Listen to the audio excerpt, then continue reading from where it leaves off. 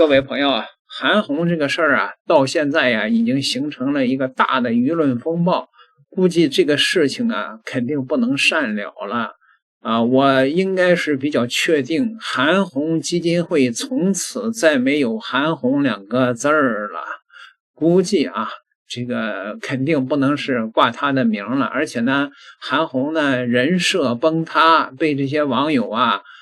把他历年来说过的那些大话，嘴里边跑火车的那些全给放大了来审视了。人设崩塌以后，韩红从此以后可能做不了慈善了啊。也有一个最新的情况，就是中国有很多的网友实名举报韩红基金会有问题，现在呢已经是立案调查了。有人呢向民政部实名举报基金会购买救护车的事儿，民政部呢已经受理正展开调查。这个也有人呢这个帮助韩红呢写文章呼吁民政部出面帮老韩讲句话，要不然就寒了做慈善事业人的心了。其实这些人呢说实在的就是脑子不太清楚啊，之所以这么长时间官方不出来说，恰恰反向证明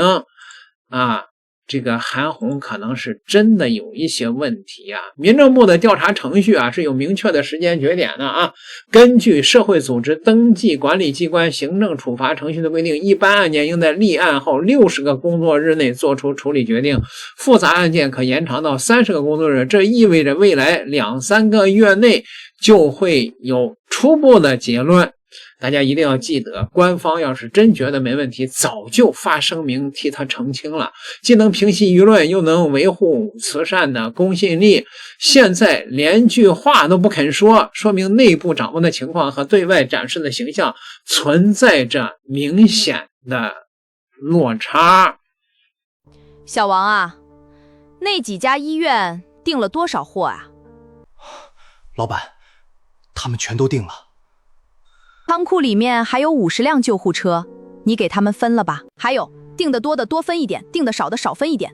把捐赠仪式搞隆重一点，记住。跟大家呢汇报一下关于我反映说走个面子这位姐的基金会的问题那么相关材料昨天就被有关单位给他签收了非常的快总共也就不到2天的时间吧。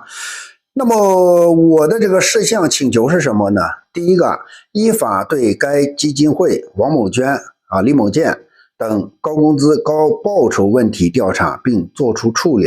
第二个呢，依法对该基某会采购高端电脑、相机等高端设备办公用品调查并依法作出处理。第三个呢，依法对该基某会自成立至今所募集的善款的收支调查，并将详细账单向社会公开。那什么详细账单呢？就是你采购这个设备多少钱这款打给谁了？你采购这个救护车多少钱这款打给谁了？第四个呢，依法对该基金会自成立之日至今无全国性公开募捐资质涉嫌违法募捐行为调查并依法退还。第五个呢，依法对该基某会不符合地方性公开募捐资质却被民政部门批准具有地方性公开募捐资质的，涉嫌违法行为调查并作出处理。第六个呢，依法对韩某红基金会使用韩红自然人姓名为名称的涉嫌违规违法行为调查并作出处理。第七个呢，依法对韩某红借助该基金会公益慈善捐款为其个人演唱会宣传打广告，以此这个牟利行为调查就是以上7点吧有没有问题？不是我来给你定的，是有关单位，咱们也希望有关单位能够积极调查，然后公之于众。那么下一期视频呢，咱们跟大家聊的是什么呢？就关于韩某红这些年自他开这个基某会到现在，他个人向基某会总共捐了多少钱大家呢可以关注一下举报人杨宏为网络 ID 司马3季实名举报韩红基金会，指控其字号违规及通过空壳公司虚假采购侵占慈善财产。诉求1：公募基金会字号违规，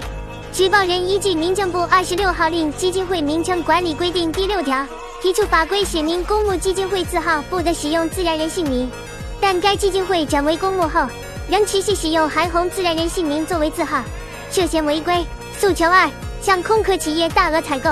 涉嫌侵占慈善财产。举报材料引用基金会2024-2025官方审计年报数据。基金会分3笔向上海君毅汽车科技有限公司支付采购款，合计6004.7万元，全部用于救护车公益项目，但是存在多个问题，比如涉事企业资质单薄，巨额善款流向小型中间商，而非江铃等原厂改装车企，存在高价采购、利益输送、侵占慈善资金嫌疑。对比同期直接向车企采购的救护车单价，经中间商采购成本更高，公益资金损耗严重。这已经是该网友第3次举报韩红基金会，2020年首次举报该基金会。当年北京市民政局出具官方调查通报，仅指出基金会存在投资信息披露不及时的轻微瑕疵，未认定贪污、侵占财产等重大违规，责令限期整改，无行政处罚。您实名举报，我来迎战。天呐，韩红这是哭了吗？看来实名举报对她的打击还是挺大的，不知道她有没有做好再次被实名举报的心理准备。从2020年到2026年，韩红基金会遭到同一人2次实名举报。第一次实名举报之后，韩红基金会被查出部分投资事项公开不及时等问题，韩红本人怒斥举报人缺德，当着镜头面忍不住哭了，否认自己贪了1个亿，放话要迎战实名举报。只是从结果看，韩红迎战效果不太好。6年时间过去，韩红基金会翻了个大车，实名举报人提出新质疑，指控他们涉嫌通过空壳公司虚假采购。这里很好奇，韩红要作何反应？还要继续迎战吗？纪检的和审计的都来查韩红基金会，在当时历史背景我不讲了，大伙儿都知道。3天啊，停，然后查账。这3天，湖北那边就没有收到我们的救灾物资吗？防护服什么的。我就在想，那边死了人呢，你非得这时候查我吗？咱们现在在直播，所以我说我真他妈想抽死他。打铁还需自身硬，你真的没拿、没贪、没做坏事儿、没打妄语、没吹牛逼，那些需要帮助的人，你没骗他，你面对给你捐款的这些捐款的爱心人士，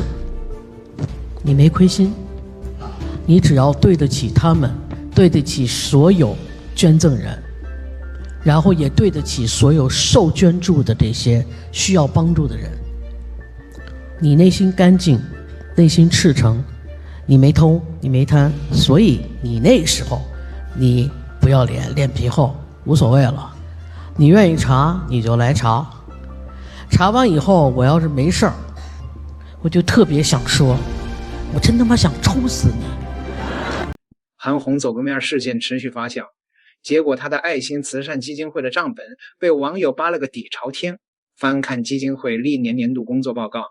一组数据触目惊心。2016年百人援肝项目总支出1667万，其中广告费182.77万，宣传推广费128万，两项加起来310万，占项目总支出的 18.5%。 同年百人援贵纪录片制作费12万，项目总支出才171万，占比 7%。 2017年更离谱，百人系列2个公益文化传播广告资源费用，一个93万，一个453万，合计546万，占当年公益活动总支出的 26.28%。 2020年记忆包裹项目宣传制作费20万，项目总支出184万，占比 10.8%。 这些钱可都是爱心企业和普通月根人1分1毛捐出来的。有人辩解，做公益也需要宣传，需要让更多人知道，这话没错，但宣传费占比 18.5%， 26.28%， 这合理。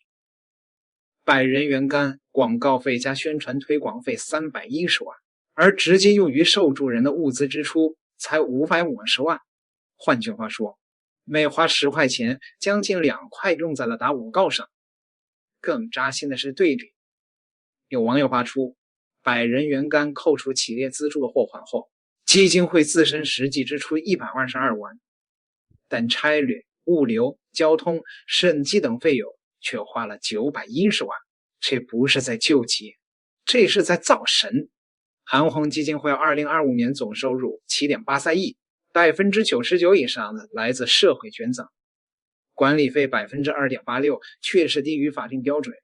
但宣传费不算管理费，算的是项目支出，巧妙地避开了管理费不超过 10% 的红线。每次做公益，韩红都能精准地拍到落泪、疲惫、亲力亲为的画面。宣传费花到位了，镜头自然到位。公众捐钱是希望钱能送到真正需要的人手里，不是用来拍纪录片、买广告位的。当宣传费成了公益项目的大头，那这到底是慈善还是一场精心策划的真人秀？账本公开是好事，但公开不等于合理。 18.5%、26.28%， 这些数字摆在那儿，谁看了不肉疼啊？至于那些韩红的支持者，动不动就在我的视频底下留言啊，说如果处理了韩红，就寒了中国做慈善人士的心，从此以后再也没人做慈善了。这个说法更站不住脚了。2023年全国社会组织的慈善捐赠的收入超过1200亿元，真正做慈善的人多了去了，缺韩红这一个吗？反倒是如果查实违规，对这个慈善行业才是净化啊。不过呢，实话实说啊，我给大家来做一个预测吧，这个韩红的事情的结局大概率的也是轻拿轻放。就算查实救护车采购有问题，最多也就是整改警告，不会触及到核心。但是这个事情